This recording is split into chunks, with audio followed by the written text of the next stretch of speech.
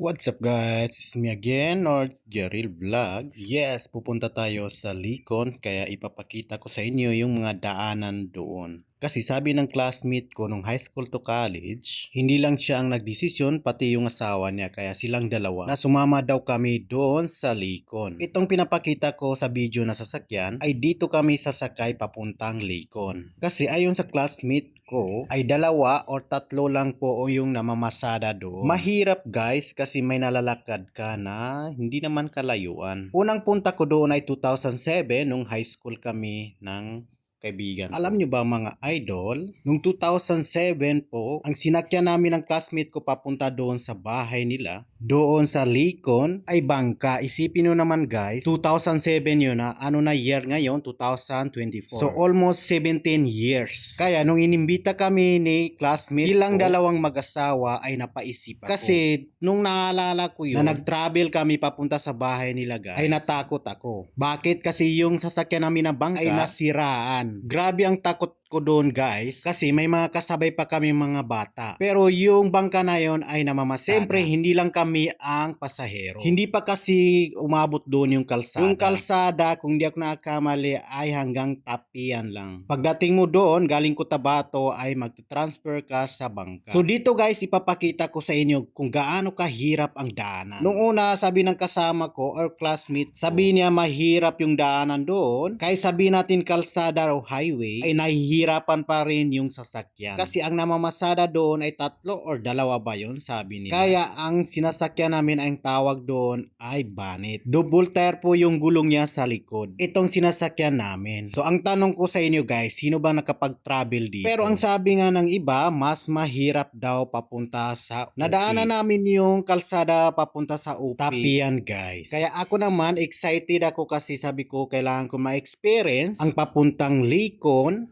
na ang dadaanan naman ay kalsada o highway. Grabe mga idol kasi ang ganda ng view habang tinitingnan mo yung mga bundok. Kasi itong kalsada na ito ay nakagilid rin sa dagat. Pero meron talagang papunta ka na sa taas. Yun yung mahirap guys kasi hindi naman lahat ay binidyoan ko kasi mahaba-haba. Kung nakikita niyo to guys, ang ganda po ng view.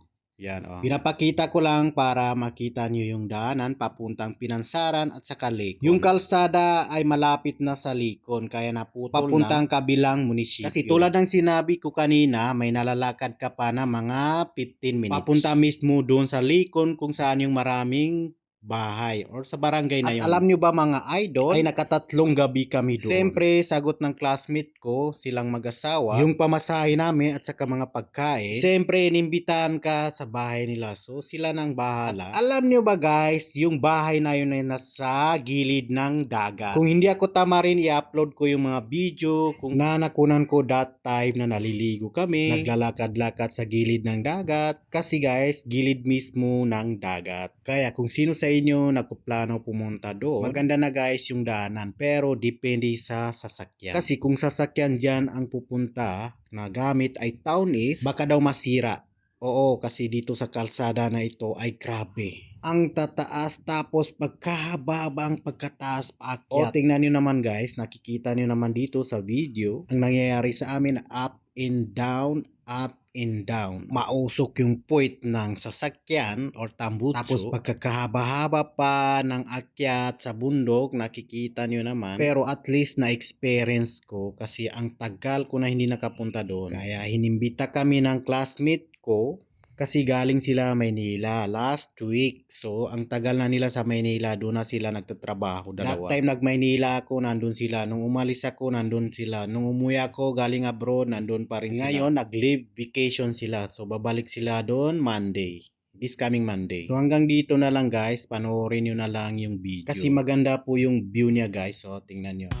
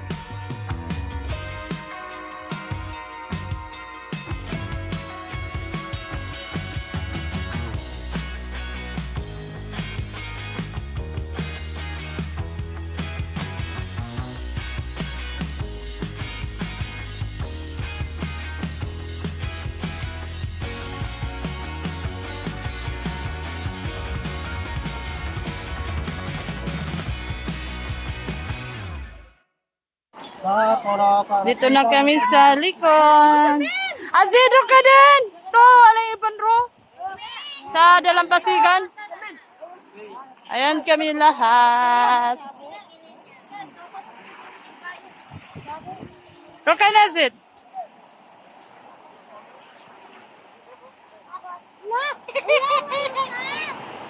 Ayan yung dagat. Sobrang ganda ng view.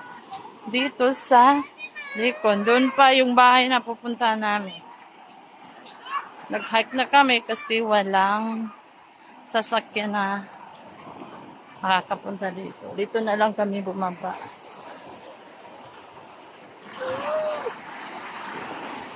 Yan, kailangan dala-dala yung mga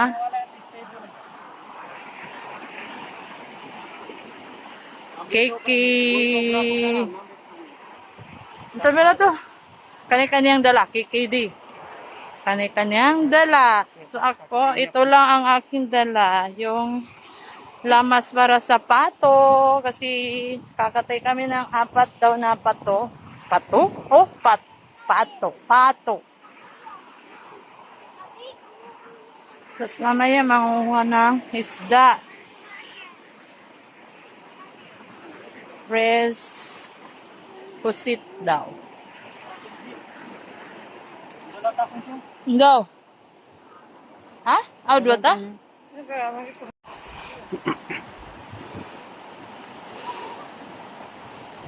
Anliligo ang mga bata mamaya.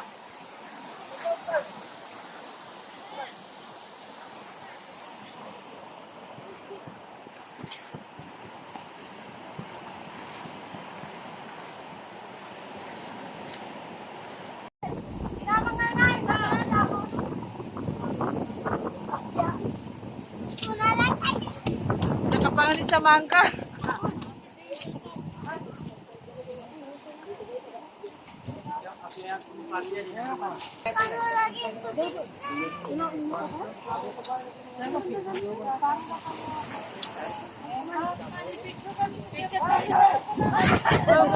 Wah!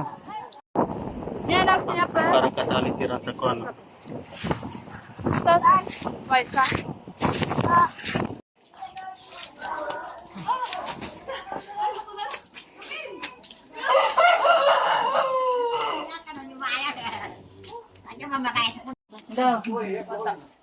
Di ba masana ka?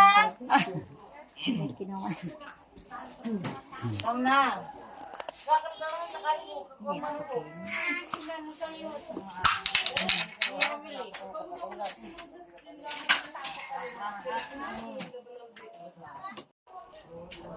Ano yung kinain mo? Nama cepat, ayo mana? Aku lagi, Wah.